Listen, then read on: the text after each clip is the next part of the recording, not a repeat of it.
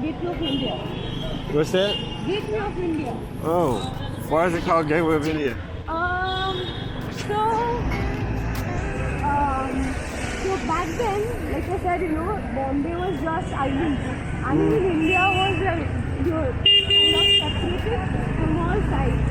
And you see, Mumbai was like a natural harbor.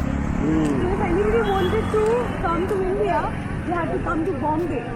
And then go use the roadways to reach wherever they wanted to. Oh.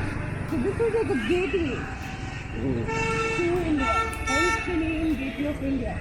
So if you look here, there's something which is written on top of the gateway.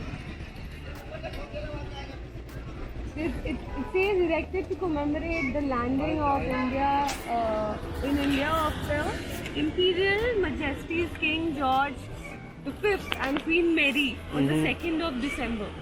So in 19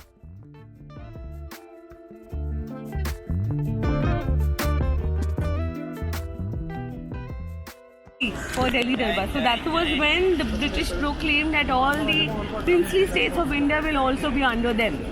And to do it officially, they had to go to Delhi. So imagine they could have directly gone to Delhi, but there's no way they could do that. So they have to come to Bombay and then use the roadways to go to Delhi. So this is to commemorate the entire event that happened.